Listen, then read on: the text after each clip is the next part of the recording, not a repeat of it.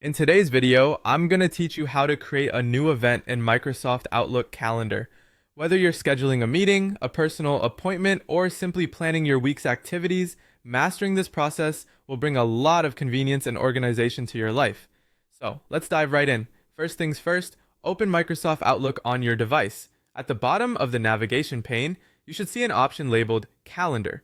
Click this to shift your view from your inbox to the calendar interface. This calendar view provides a comprehensive layout of your schedule, allowing you to manage your time effectively. Next, we need to create a new event. To do this, look for the New Event button in the top left corner of your screen. This button will vary slightly depending on your version of Outlook, looking like a plus sign or labeled directly as New Event. Alternatively, if you prefer, you can double-click on a specific date in your calendar where you wish to create your event, and a similar event window will appear. Once you're in the event creation window, you'll find several fields that need to be filled out. Start with the event title. Think of something descriptive and clear so you can easily recognize the event later on. Next, move on to entering the location. This is especially useful if the event is a meeting or a gathering that requires you to be somewhere specific. After setting the title and location, it's time to enter the date and time. This step is crucial because it ensures that your event is correctly scheduled in your calendar. Make sure to check the date and time fields carefully to avoid any overlap or confusion with your existing commitments. You can set an all-day event or specify the start and end times to tailor the event to your schedule perfectly. Adding attendees is the next step, which is particularly important for meetings or collaborative events.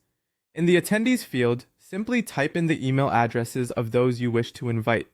Make sure you have the correct email addresses to prevent any confusion or missed invitations. If they are in your saved contacts, Outlook might help by auto-suggesting names as you type. Now let's talk about reminders. Setting reminders is a helpful feature to ensure that you don't miss your event. You can set reminders in advance, such as 15 minutes before the event, 1 hour, or even a day before, depending on your preference. This feature keeps you prepared and minimizes the risk of overlooking important events.